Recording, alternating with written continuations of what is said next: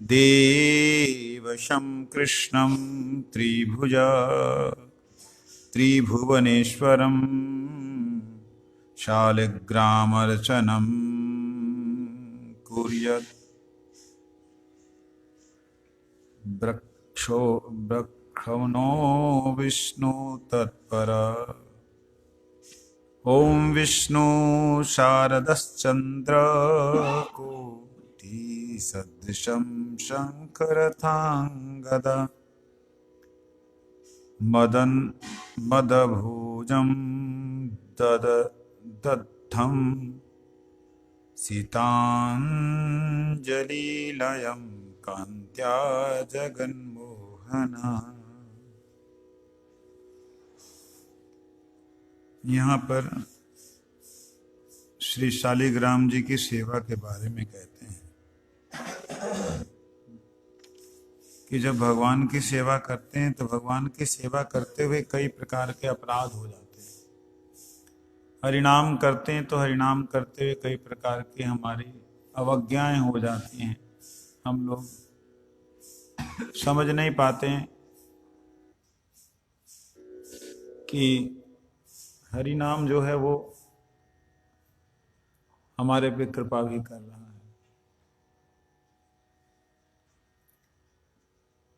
भगवान का माला हाथ में लिए हुए अन्य मनस्क होकर के हरिनाम का जप करना ये अपराध है। ये कैसा अपराध है? ये उसी प्रकार से है जैसे मैं आपसे बात कर रहा हूँ, बात करते करते मैं दूसरे से बात करने लगूँ तो आपको कैसा फील होगा? हाँ? कैसा लगेगा? खराब लगेगा। इसी प्रकार भगवान की सेवा करते करते जब हम किसी और तरफ ध्यान दे देते हैं तो भगवान की सेवा उस वक्त के लिए, उस क्षण के लिए क्रियाशील दिखने पर भी वो नहीं होती। समझे?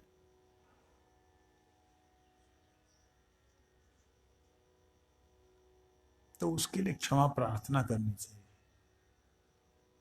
क्या क्षमा प्रार्थना करनी चाहिए? हे नाथ, मैं आपका ही हूं, मेरा अगर अपराध हुआ है तो आपके चरणों में हुआ है।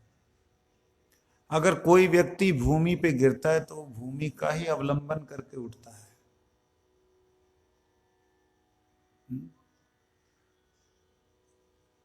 मेरा और कोई आधार है ही नहीं, मेरे लिए और कोई उपाय है ही नहीं आपको छोड़कर कि मैं किसी और का सहारा लूं। है ही नहीं कोई और सहारा। सहारा केवल वो हो सकता है जो नित्य रहे, जो हमेशा रहे। तो आप ही हैं केवल। अथा अपराध क्षमा प्रार्थना। हे मधुसूदन, आमी दिवारात्रिर्मध्ये जे सहस्त्र सहस्त्र अपराध करितेছি, আমাকে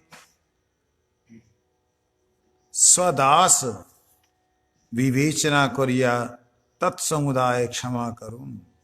हे मधुसूदन,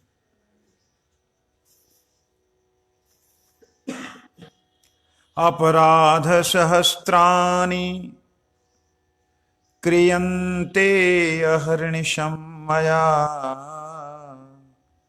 दासो अहम इति मां मत्वा क्षमस्व मधुसूदना। यः करोति हरे पूजा कृष्णस्य शस्त्रांकितो नरा, अपराध सहस्त्राणि नित्यं हरति केशव। एतदधिकं ज्ञातुम् इच्छा चेतः श्रीहरिभक्ति विलासो द्रष्टव्य।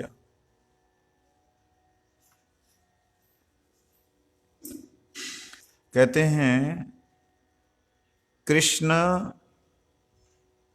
शस्त्रै अंकित अर्थात तिलक आदि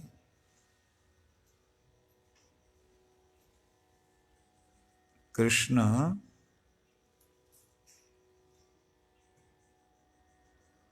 शस्त्र अंकित, शस्त्रे अंकित, तिलक आदि धारण पूर्वक जे व्यक्ति श्रीहरि अर्चना करें,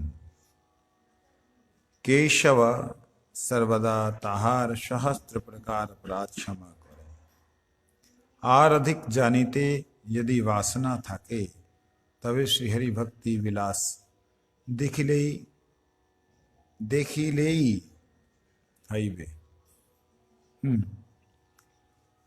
कहते हैं हम लोग ये तिलक धारण जो करते हैं, अभी अगर ये बात हम समझ लेंगे तो शायद तिलक धारण करना बंद ना हो जाए।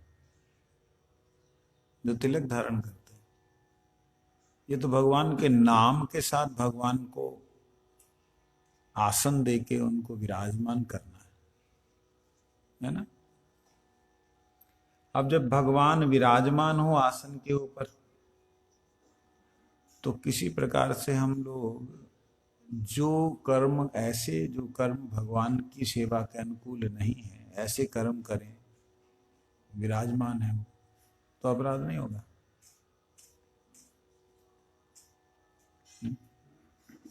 एक बंदे को बुला करके आप बैठा दीजिए और उल्टे सीधे काम करने लग जाएंगे, उस मनुष्य को अपमान महसूस होता है। भगवान को अपराध महसूस नहीं होता। कहते नहीं, भगवान को नहीं होता। क्यों नहीं होता? भगवान ये जानते हैं कि ये तो पतित ही है,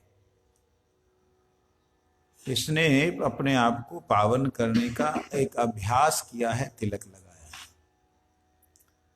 जो तिलक धारण है वो अपने आप को पावन करने की एक प्रक्रिया मात्र है।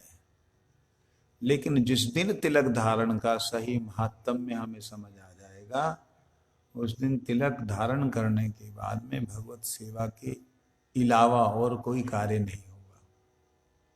मतलब खाना बनाना भगवान के लिए, प्रसाद पाना भगवान के लिए, सोना भगवान के लिए, जगना भगवान के लिए, सब कुछ भगवान जी के लिए हो जाएगा।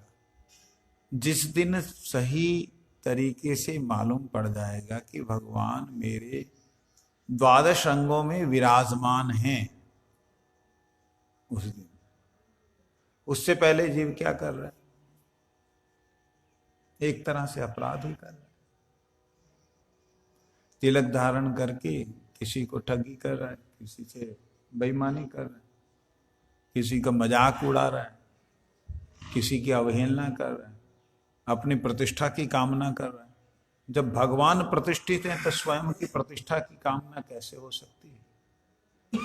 जब भगवान विराजमान हैं तो स्वयं की पूजा कैसे करवा सकते हैं? जब भगवान विराजमान हैं तो आशीर्वाद किसी कैसे दे सकते हैं? कितना एक गंभीर वो है। आप लोग दिमाग में कोई क्वेश्चन आए तो आप कर सकते हैं। ठीक प्रश्न, इस प्रश्न के साथ एक और प्रश्न आता है, तो फिर गुरुदेव कैसे आशीर्वाद देते? गुरुजन, माता पिता कैसे आशीर्वाद देते? वो उनके ही भाव में भावित होकर के कि भगवान आप इस पे कृपा करो, हे गुरुदेव, हे कृष्ण आप करुणा करो।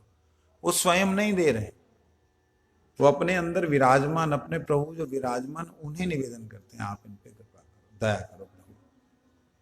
आप देखिएगा जितने बड़े गुरुजन थे, अथवा कुछ लोग, कुछ गुरुजन हैं, उनको देखना, जब भी प्रणाम करते हैं, कृष्ण चरणे मतिरस्तु, हे कृष्ण करुणा करो, हे प्रभुपाद दया करो। श्रीलापुरी गोस्वामी महाराज जी के चरणों में प्रणाम करने गया तो हाथ जोड़ करके वो, मैं प्रणाम कर रहा हूँ, हाथ जोड़ करके, हे प्रभुपाद, प्रभुपाद दया करें, प्रभुपाद दया करो, प्रभुपाद दया करो।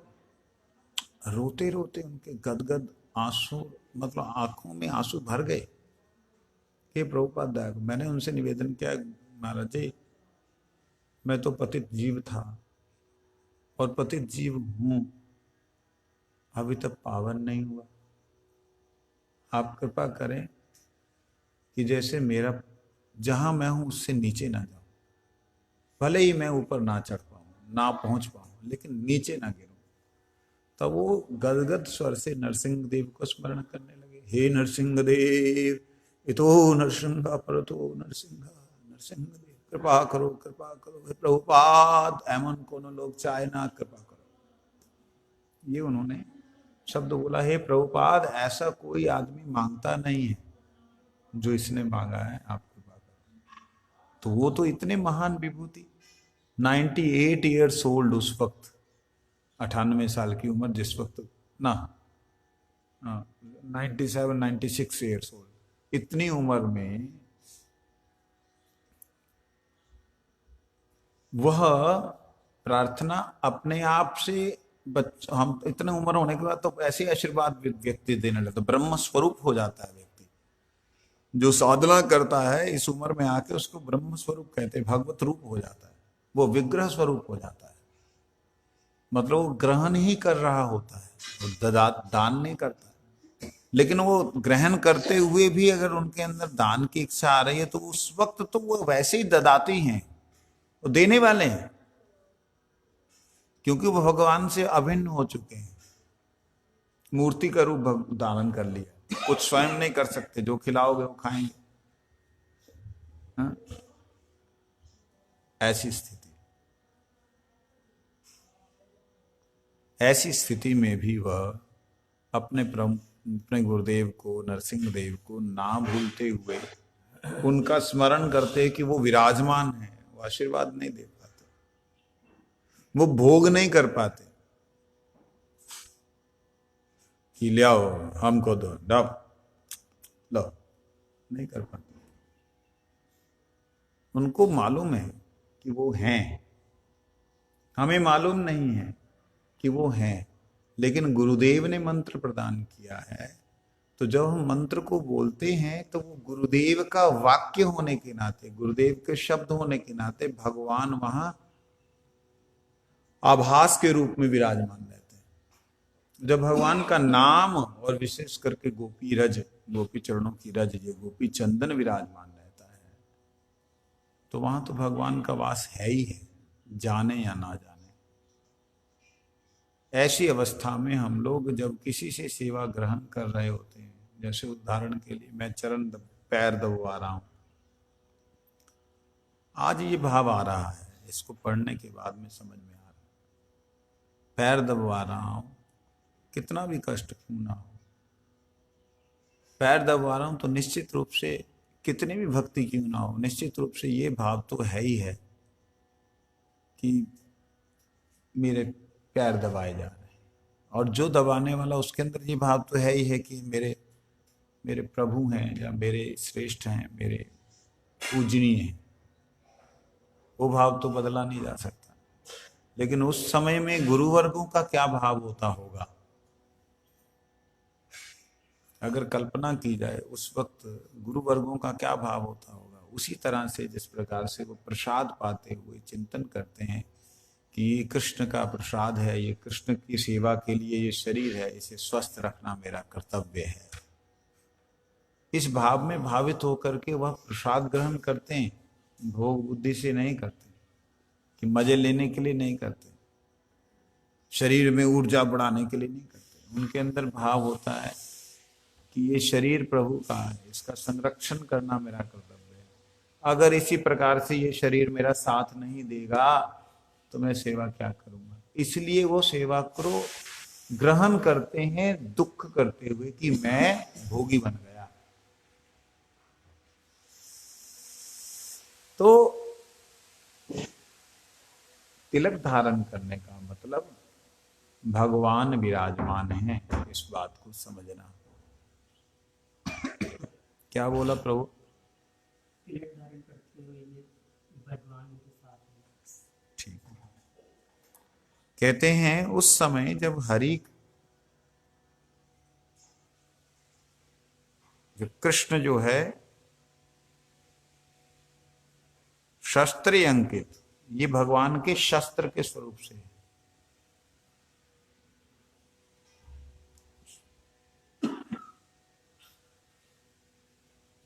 भगवान का ये स्थान है। इसलिए जब अपराध हम लोग करते हैं तो क्षमा याचना करनी चाहिए।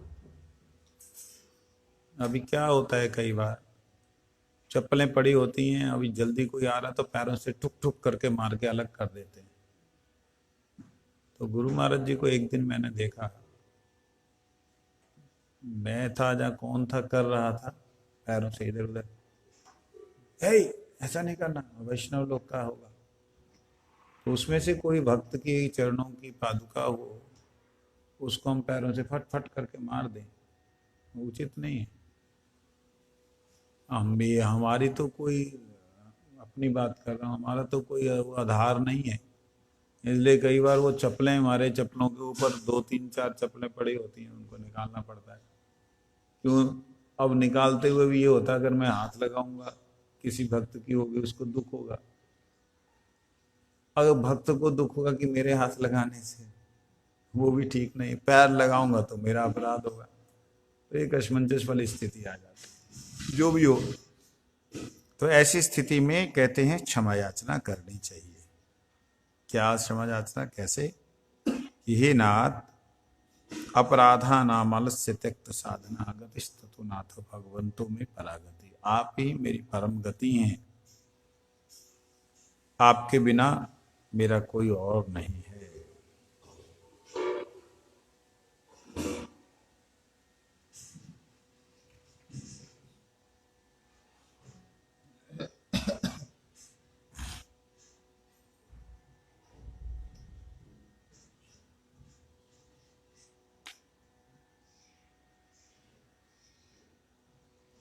वंशा, अच्छा,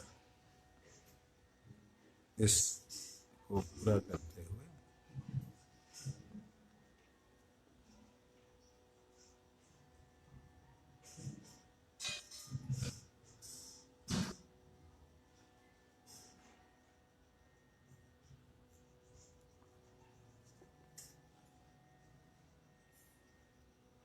इसका कुछ करो,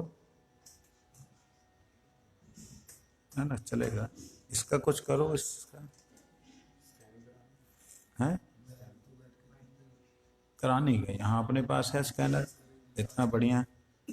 बस इस तरीके से करिएगा कि ये फटे नहीं। मैं आपको थोड़ा सा कोशिश करेंगे हो जाए। हाँ, वो ज़्यादा बेटर, वो ज़्यादा बेटर। उसको स्टैंड के साथ में ऐसे फिट कर दिया जाए कि जो कैमरा हिले नहीं, मोबाइल से उसका क्लिक करते रहें, वो जो प्रो से।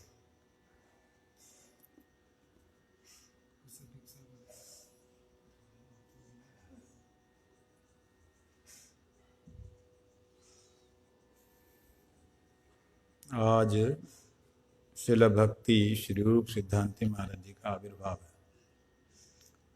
श्रील भक्ति श्री रूप सिद्धांति महाराज जी अपने को परम पूज्यपाद श्रील भक्ति विवेक भारती महाराज जी का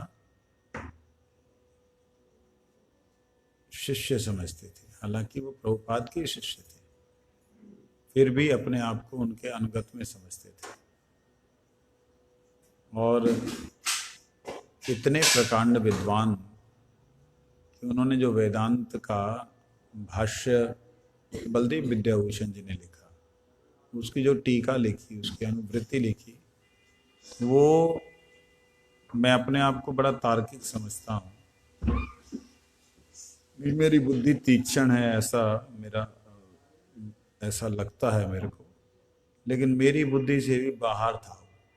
मैं अभी खरीदा उसको, मतलब सेवा अनुकूल्य दे करके लिया, वो देखा बड़ा, मतलब ज़्यादा ही गंभीर है। लेकिन इच्छा है कि उसको हम लोग पढ़ें। महाराज जी की एक विशेषता थी कि वो महाराज जी कभी किसी को अपने आश्रम में नहीं आने देते थे। जैसे आप माधव गोस्वामी महाराज जी के मठ में हैं, तो आप वहाँ से यहाँ आएंगे, और एक बार आए, चलो कोई बात, ब्रह्मचारी है, ठीक है। अब फिर वो दूसरे दिन, फिर तीसरे दिन, चौथे दिन तो उसको टोक देते, ए बार बार नहीं आना।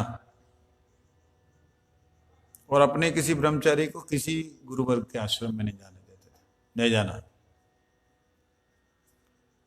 अब गुरुजन है, कोई सोच के वो करते होंगे। किसी ने पूछा कि महाराज जी आप ऐसा क्यों करते हैं? कहते देखो,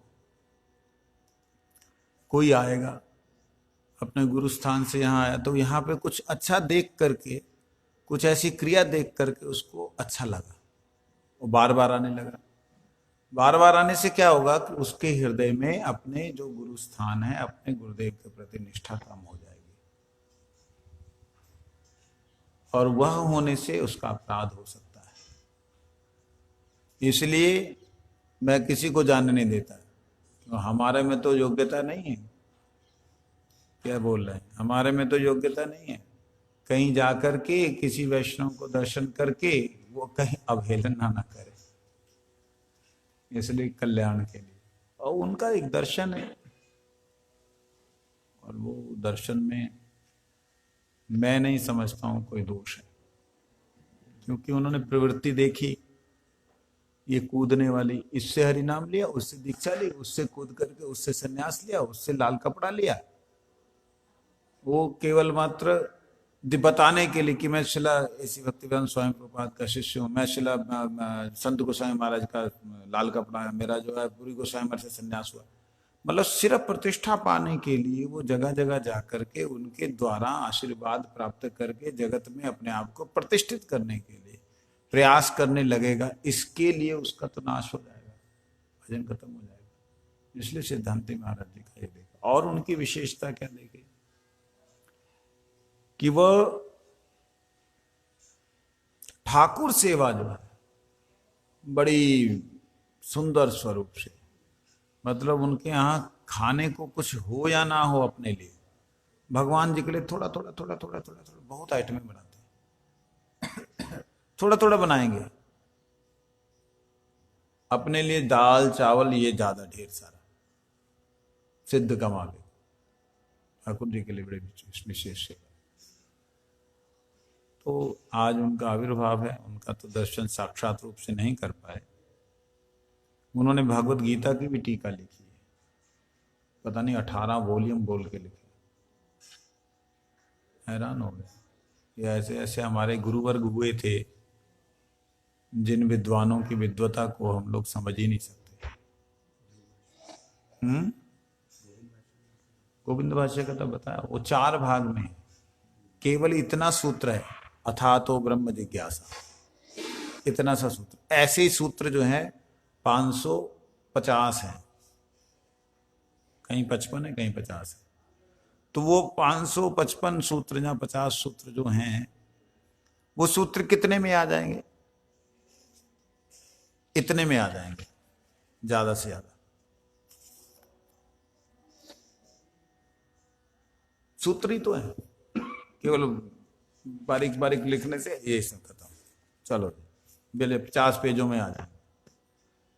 लेकिन उन 50 पेजों का इतना बड़ा विस्तार हुआ, इतने इतने मोटे मोटे ग्रंथ, 4 ग्रंथ, 4 वॉल्यूम, इतना बड़ा ग्रंथ बन जाता है, इतना चौड़ा।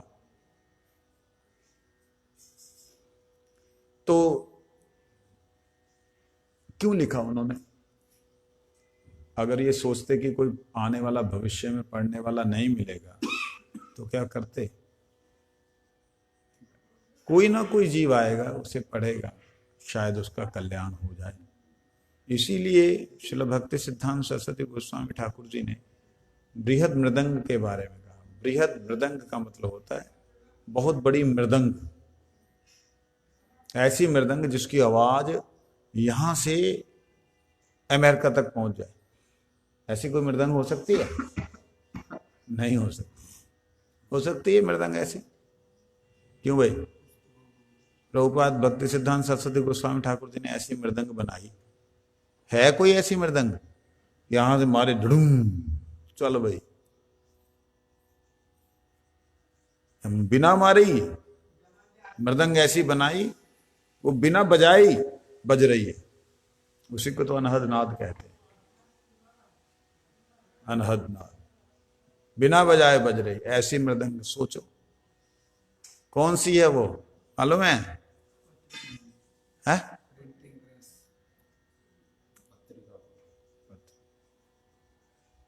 ग्रंथ प्रकाशन। जो ग्रंथ हैं ये भगवान का गुणगान करते हैं, भगवान के बारे में वर्णना करते हैं। ये जो है बृहद मृदंग, भक्ति सिद्धांत सरस्वती गोस्वामी ठाकुर जी ने कहा, जब देखा उन्होंने मठ बनाया तो उसमें लीला चालू हो गई, कौन मुख्य बनेगा तो कौन सेक्रेटरी, कौन, ये सब जब चालू हुआ तो उन्होंने कहा कि मेरा तो इच्छा करता है ये सब पत्थर बेच करके ग्रंथ छपा दो। अपनी प्रिंटिंग प्रेस उस जमाने में, जिस जमाने में प्रिंटिंग प्रेस हिंदुस्तान में बनी ही नहीं, यूएसए से मंगाई, मेड इन यूएसए। अभी देख के आया मैं उसको। हाँ, दर्शन करके आया। तो इसलिए वो बृहद मृदंग का हमारे जो गुरुवर्गों ने काम किया, जहां हमारे गुरु भाई वर्ग इसके लिए प्रयास कर रहे हैं, या जो लोग भी प्रयास कर रहे हैं, वो लोग बहुत महत् कार्य कर रहे हैं। तो इसलिए श्री रूप सिद्धांती गोस्वामी महाराज जी ने बड़ी कृपा की, ग्रंथों को हमारे जगत में भेजा। उनके श्री चरणों में साष्टांग दंडवत प्रणाम करते हुए उनकी अहेतु की कृपा की प्रार्थना करता हूँ। उनका दर्शन नहीं किया, सौभाग्य नहीं हो पाया। परमाराध्य श्रील गुरुदेव गुरु तत्व में सबसे अभिन्न है, एक ही है। उनके चरणों में प्रार्थना करता हूँ, ये गुरुदेव कृपा करें, जैसे कि अपने जीवन को मैं सफल कर पाऊँ, इस जगत में आना मेरा सफल हो जाए।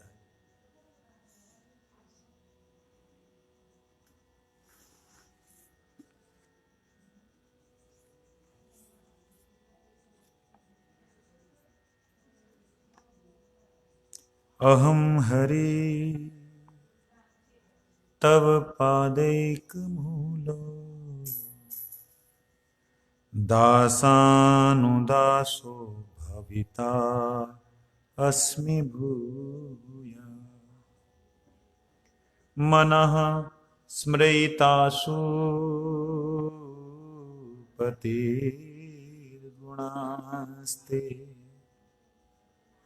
गृणीत वाक् कर्म करोतु कायः।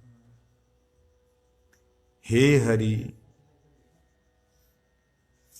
मैं आपके चरण कमलों के दासों का दास बन जाऊं। मैं हूं, मेरे को अपना दासों का दास बना लीजिए। बोल कौन रहा है? असुर बोल रहा है, वित्रासुर। कौन है वित्रासुर? राजा वित्रासुर चित्रकेतु। पार्वती जी के अभिशाप से वो असुर बना। अभिशाप क्यों मिला? पार्वती जी शिव जी की गोद में बैठ करके कथा सुन रही और शिव जी सुना रहे। सारे ऋषि मुनि लोग नीचे बैठे। चित्रकेतु ने देखा, अरे बाबा, वो हंस पड़े कि आपकी इस लीला को देख के लोग क्या समझेंगे, नहीं समझ पाएंगे। और जैसे हंसे तो देवी को गुस्सा आ गया। अरे मेरे प्रभु के लिए ऐसा चिंतन करता है, ऐसा सोचता है कि भाई ये गलत कर रहे हैं। क्योंकि देवी जानती हैं शिव जी भोगी नहीं, और चित्रकेतु राजा भी मतलब वो जानते हैं कि वो भोगी नहीं। वो तो जगत के लोगों के लिए, लोग नहीं समझ पाएंगे, इसलिए उन्होंने ये शब्द कहे। असुर बन गए। इंद्र के साथ में युद्ध हो रहा है। इंद्र ने वज्र फेंका, गदा फेंकी। उस गदा को उन्होंने बाएं हाथ से पकड़ के उल्टा मार दिया। इंद्र का हाथी उलट उलट के गया, कितनी दूर जाके गिरा। उससे जो है उसको डर हो गया इंद्र को कि अगर मैं वज्र मारूंगा तो ये वज्र उल्टा मार देगा, अगर उल्टा मार दिया इसने मैं तो फिर खत्म ही हो जाऊंगा। इसलिए वह अब अस्त्र शस्त्र नहीं फेंक रहा है। तब उसने बड़ी बातें बोली, तू पागल है, तू अपने आप को वीर समझता है, तेरे जैसा भीरू आदमी कोई नहीं, तेरे जैसा डरपोक आदमी नहीं है कोई। ऐसे करके वो डांटता है। कौन कौन डांटता है? है? किसको किसको डांटता है? क्यों डांट रहा है?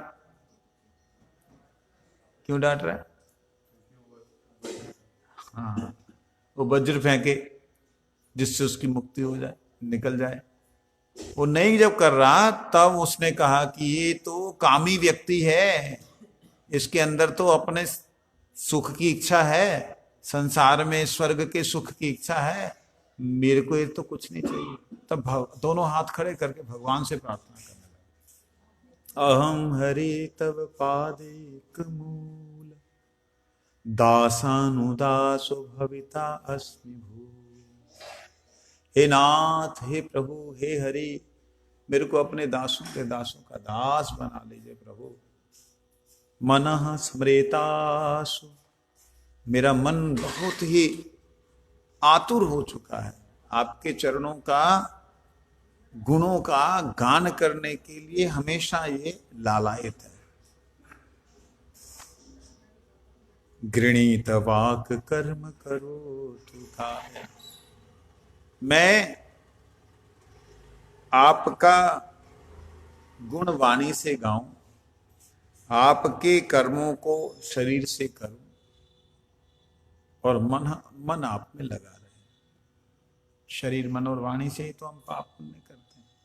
ये बात एक असुर ने कही, और हम लोग अपने आप को देवताओं से भी श्रेष्ठ मानते हैं। हम तो वैष्णव हैं जी, वैष्णव। उनसे कोई बात पूछो ना, हम तो वैष्णव हैं, हम तो शांत रस की बात नहीं करते। ये तो ध्रुव वगैरह तो शांत रस के थे, प्रहलाद जी दास रस के थे, हम उसकी बात, ये तो ऐश्वर्यमय बहुत बड़ी बातें करते हैं हम लोग। हम असुर जैसा भी नहीं चिंतन कर सकते जी।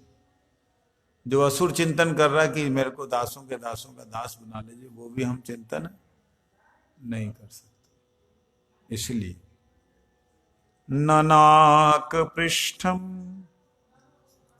न च पार्यमेष्ठम न सार्वभौमम् न रसाधिपत्यम् न योग सिद्धिर पुनर्भवम् वा समंजस्वता विरहे आकांक्षे।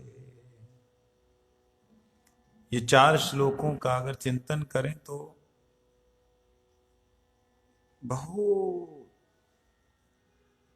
बहुत गंभीर है।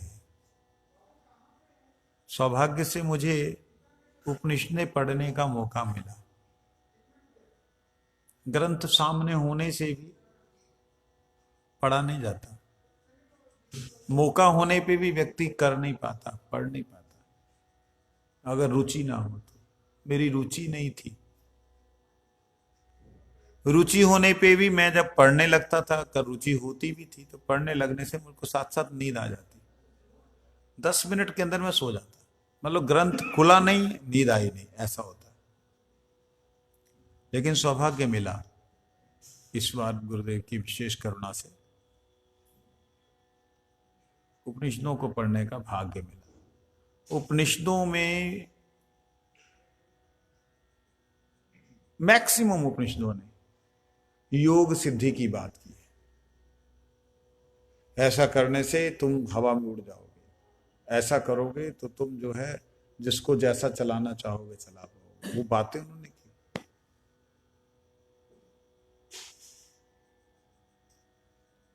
जहां फिर बात की मुक्ति की, मुक्त हो जाओगे, ब्रह्म में लीन हो जाओगे, ब्रह्म बन जाओगे। लेकिन किसी उपनिषद ने ऐसा खुल करके नहीं बोला कि भगवान के विरह में तड़पोगे, भगवान से मिलने की लालसा बढ़ेगी, ऐसा नहीं बोला, बहुत कम। तो ये बात हम लोगों को इनके इस स्तोत्र से पता लगती है। ये स्तुति जो है वित्रासुर की, कि कहते न नाक पृष्ठम न पारे मिष्टम न सर्वभौमम न रसाधिपत्यम, हे नाथ मुझे इस भूमि का शासन नहीं चाहिए, परलोक में मेरे को कुछ नहीं चाहिए, मेरे को सारे ब्रह्मांड का मालिक सार्वभौम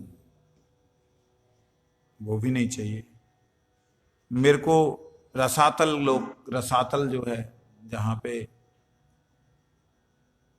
भगवान रहते हैं वैकुंठ की तरह है, वो भगवान बलि के साथ में विराजमान है। कहते मेरे को वो भी नहीं चाहिए। क्या तेरे को सीधा बैठा नहीं जाता? मेरे को नहीं चाहिए। क्या चाहिए भाई तुझे? योग सिद्धि? योग सिद्धि भी नहीं चाहिए। क्या चाहिए? मुक्ति? मुक्ति भी नहीं चाहिए। क्या है फिर तुम्हारी प्रार्थना? सामंजस्य, मेरा एक ही सामंजस्य है, एक ही समाधान है, वो है मैं आपके विरह में तड़प रहा हूं, मेरे को आप आके गले लगा लो, मेरे को चरणों से लगा लो। ये बात प्रार्थना कर रहे हैं। वो आ रहा है, अजात पक्ष इव मातरम खगा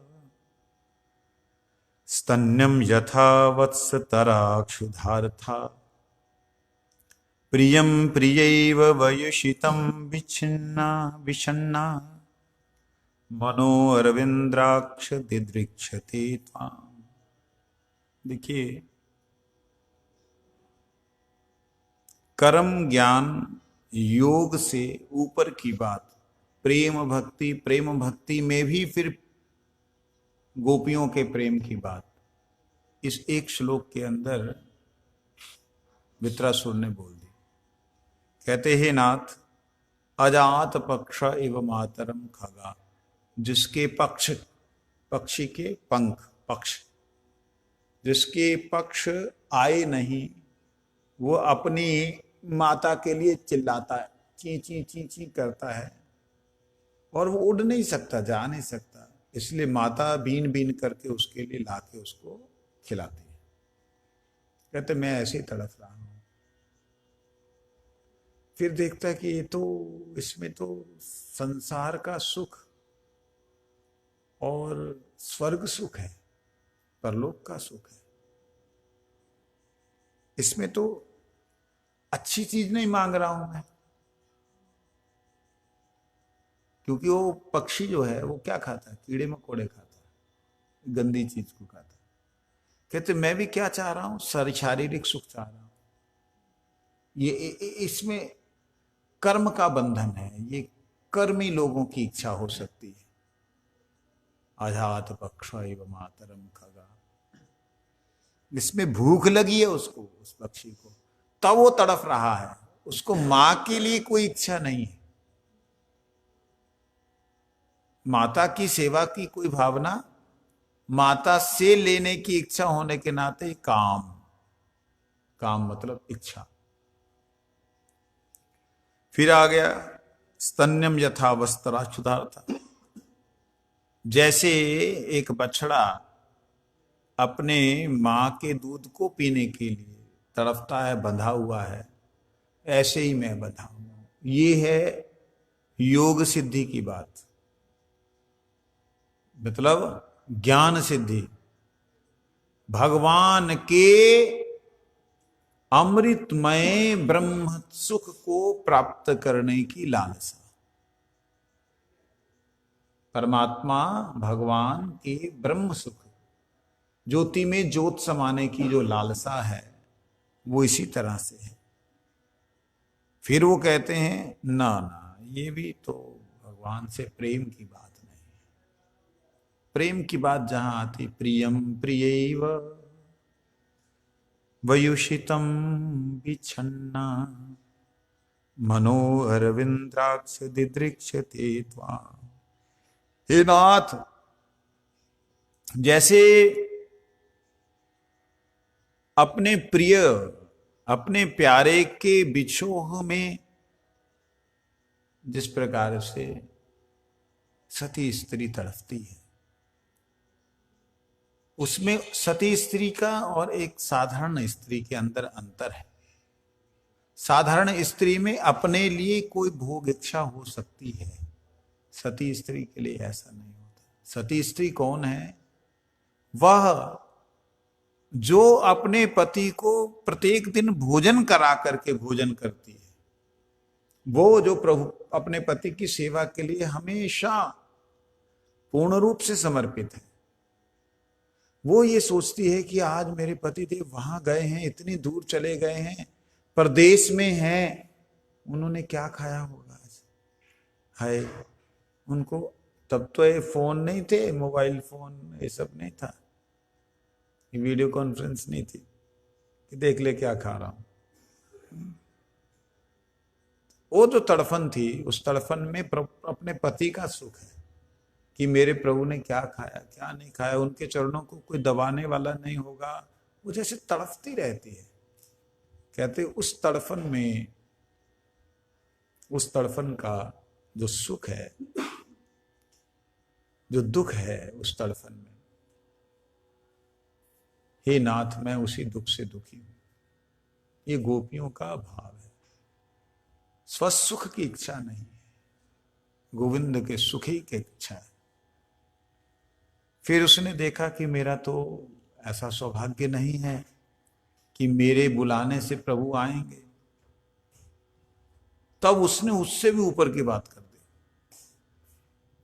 कि मैं ऐसा मेरा तो वीरा नहीं है। मम उत्तम श्लोक जने सुसख्यम संसार चक्रे भ्रमत स्वकर्म भी त्वन्मायया आत्म आत्मजदार गेहे श्वासक्त चित्त से नानाथ भूया। हे प्रभु, आपकी कृपा अगर मुझ पे थोड़ी सी हो जाए तो इतनी दया कर दीजिए, मेरे को अपने जो प्रिय भक्त हैं उनका संग प्रदान कर दीजिए। अपने जो निज जन हैं उनका मेरे साथ मित्रता करा दीजिए, दोस्ती करा दीजिए। क्यों? क्योंकि हे नाथ, आपकी माया से ग्रसित अवस्था में जीव अपना और अपने से पैदा हुआ वो बच्चा और अपनी स्त्री पति में ही आसक्त रहता है, उससे निकल नहीं पाता है। ऐसी करुणा हो जाए कि मैं आपके भक्तों के प्रति आसक्त हो जाऊं, मेरे को और कुछ चाहिए नहीं। तब भगवान प्रकट हो गए उनके सामने। इंद्र ने देखा ये तो हाथ खड़े किए हुए ऊपर है, इसको पता नहीं लगेगा, मार दिया उसने गदा वज्र, और उसका शरीर शांत हो गया। जैसे शरीर शांत हो, उससे दिव्य ज्योति प्रकट हुई, चतुर्भुज रूप प्रकट हुआ और वह भगवान के धाम में चला गया। ये है स्तुति। वंशा कल्पना